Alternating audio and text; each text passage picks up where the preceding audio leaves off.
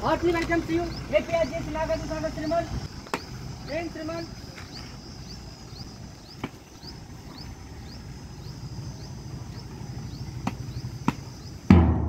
Parade, ready march, attention.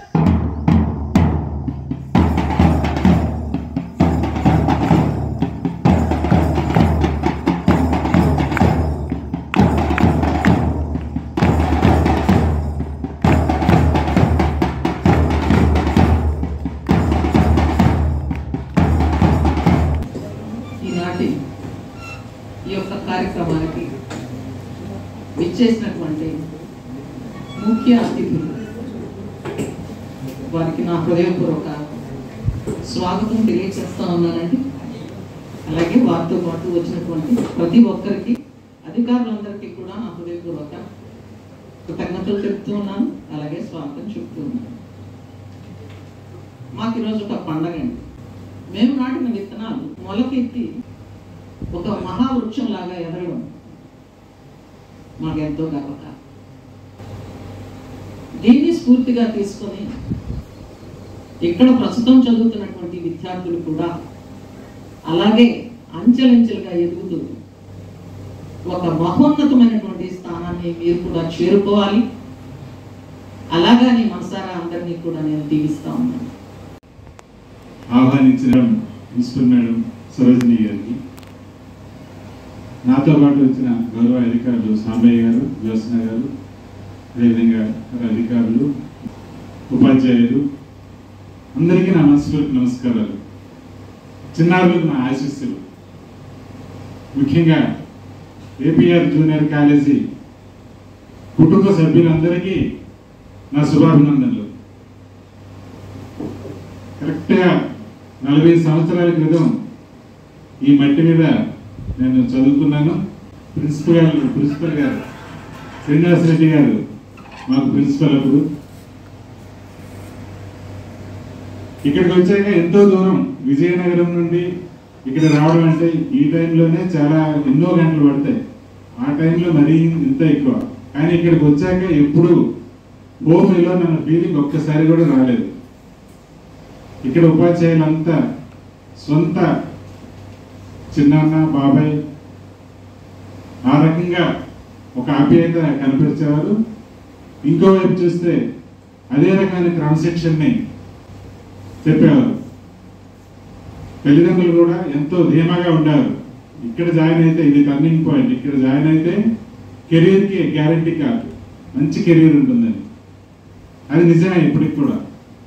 అయితే character building, personality development, soft skills వీటన్నిటికీ ఇప్పుడు ఒక్కొక్క కోచింగ్ సెంటర్లు వచ్చాయి. కానీ అప్పటి నుండి ఇప్పటి వరకు అన్నీ కలిపి ఒక సమగ్రమైన వ్యక్తిత్వం ఏర్పడడానికి ఈ సంస్థ పునాది. ఆ గొప్పతనం ఇప్పటికీ నిలుపుకుంటుందని నాకు చాలా గర్వకారణంగా ఉంది.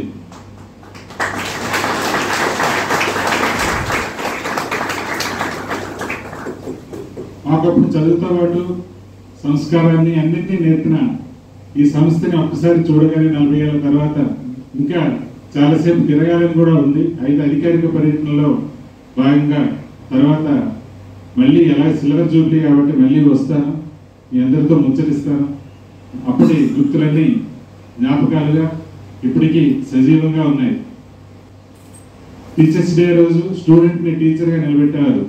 నేను 2 సంవత్సరాలు 83, 84లో నేను బోటనీ చెప్పాను. ఆ క్షణాలు కూడా నిన్న మొన్న జరిగినట్టే ఉన్నాయి. ఆ రకమైన ఇన్వాల్వ్మెంట్, ఆ రకమైన చిత్తశుద్ధి చూపించడం అనేది ఇంకెక్కడా మనకి లభ్యం కాదు. మీరందరూ చాలా అదృష్టవంతులు, ఉన్నత స్థానానికి ఎదుగుతారు.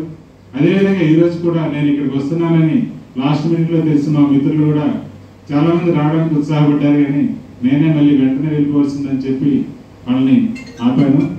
ఇంకోసారి ఖచ్చితంగా వస్తాం. అదేవిధంగా ఇక్కడ మేమున్న టైంలోనే నేను కవితలు రాశాను, ప్రోత్సహించేవారు. ఇందిరాగాంధీ చనిపోవడం ఈ క్యాంపస్లో ఉండగానే విని చాలా ఏడ్చాను. ఆ రోజు ఏడ్చి ఒక కవిత రాశాను. టీచర్స్ మెచ్చుకున్నారు. మన కాలేజీ మ్యాగజైన్లోనే అచ్చులో డివిజి శంకర్ అని చూసి మురిసిపోవడం ఈ కాలేజీలోనే జరిగింది. నేను 3 పుస్తకాలు రాశాను. డివిజి కవితలు అని ఒక సంకలనం ఉంది. అలాగే కథలు కూడా ఎప్పటికప్పుడు విరిగా రాస్తున్నాను. అదంతా ఇక్కడ ఈ స్థల మహత్యాన్ని నాకు ఇప్పటికీ నమ్మకం. నేను తర్వాత ఇక్కడ నుండి తర్వాత డాక్టర్గా ఏఎన్సీలో ఎండి ఎనస్థీషియా చేశాను. ఎంబీబీఎస్ ఎండి ఎనస్థీషియా 2 అక్కడే. అలాగే 99లో నేను పార్వతీపురం లోక్సభకి ఎంపీగా నేను గెలిచాను. అందులో నాకు వాజ్పేయి లాంటి మహామహులతో పనిచేయడం అవన్నీ ఎంతో మధుర అనుభూతులు. అందరికన్నా ఇంకా మంచి అనుభూతి ఏంటంటే రాష్ట్రపతి కలాం గారితో కలిసి పనిచేయడం. అబ్దుల్ కలాం గారు, ఆయనకి విద్యార్థులంటే ఎంతో ఇష్టం. అలాంటి మనిషితో మన దేశానికి అవసరమైన విజన్ గురించి వాటి గురించి చర్చించగలిగే అదృష్టం రావడం అది పూర్వజన్మ సుకృతంగా భావిస్తున్నాను. అదేవిధంగా మీ కళలు మీరు నిజం చేసుకోవడానికి అన్ని అవకాశాలు మీలో ఉన్నాయి, శక్తి ఉంది. వాటన్నింటినీ మీరు గమనించి మంచి ఉన్నత స్థాయికి మీరు వెళ్ళాలని కోరుకుంటూ, అదేవిధంగా అబ్దుల్ కలాం గారు ఎలా అయితే తన ప్రసంగం ప్రతిసారి చేసినప్పుడు విద్యార్థులతో చెప్పిస్తారో ఆ మాటల మీద చెప్పించాలనుకుంటున్నాను. చెప్తారా? Where there is righteousness in the heart, there is beauty in the character. When the beauty is in the harmony is there in home.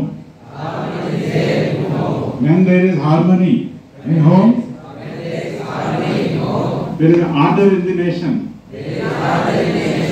When there is order in the nation, there is peace in the world. అన్నీ మన నుండే మొదలవుతే అంతా మనతోనే మొదలవుతుంది. ఆ రకమైన ఉత్తేజంతో మనం ముందుకు సాగుదాం. మన ఫ్యామిలీ మెంబర్లో మీ కుటుంబ పెద్దగా ఆశీస్సులు అందిస్తూ ముందు ఇలాగే మళ్ళీ కలుద్దాం. ఇంకో కొన్ని సందర్భాల్లో మరింత ఎక్కువ సమయం గడుపుదామని మీకు మనం చేస్తూ నిర్వహిస్తున్నాను. జై హింద్. ఇదే సమయంలో విద్యార్థులందరినీ వెన్నుతట్టి ప్రోత్సహించి 24 గంటలు మీకు అండదండలు అందిస్తున్న అధ్యాపక బృందానికి కూడా నా మనస్ఫూర్తిక ధన్యవాదాలు తెలియజేస్తున్నాను. Thank you.